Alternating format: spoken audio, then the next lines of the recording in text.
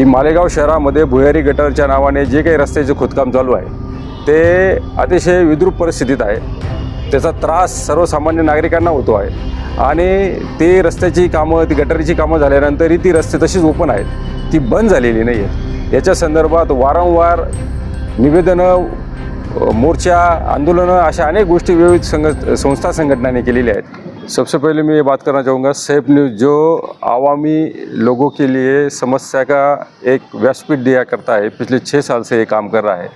अभी मतलब शुरू में ये उर्दू में था, अभी ये मराठी में आया है। इसलिए मैं तमाम जेवढे मराठी बांधव आहेत त्यांच्याकडनं मी त्यांना शुभेच्छा देतो या नवीन उपक्रमाला।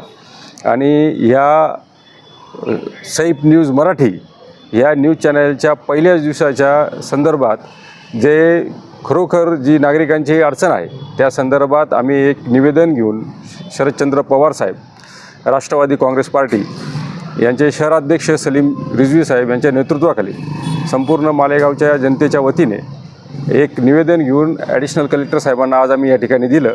त्या निवेदनाचा आशय एवढा होता की मालेगाव शहरामध्ये भुयारी गटारच्या नावाने जे काही रस्त्याचे खोदकाम चालू आहे ते अतिशय विद्रूप परिस्थितीत आहे।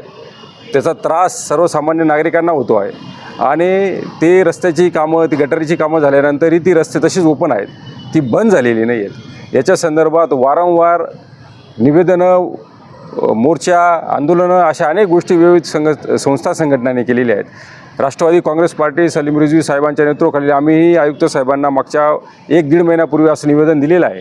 त्या निवेदनावर कुठलाही साधक-बाधक विचार झालेला नाही। रस्त्याची कामं अजूनही तशीच आहेत, त्यावर कुठलीही कारवाई होत नाही आणि याचा जाब विचारण्यासाठी आज आम्ही ॲडिशनल कलेक्टर यांच्याकडे आलो आणि त्यांना सद्य परिस्थितीची माहिती करून दिली।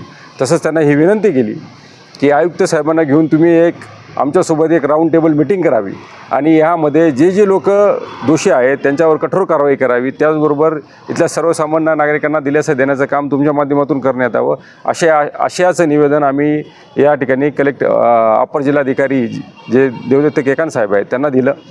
आणि हे जर होत नसेल तर यापुढील आंदोलन, यापुढील वेगळ्या पद्धतीचं आंदोलन, मोर्चे आणि रस्त्यावर उतरूनचा संघर्ष राष्ट्रवादी काँग्रेस पार्टी करेल हेही त्यांना या ठिकाणी आम्ही सांगितलं आणि याची सर्वस्वी जबाबदारी प्रशासनाची राहील असं या निमित्ताने आम्ही त्यांना सांगितलं। धन्यवाद।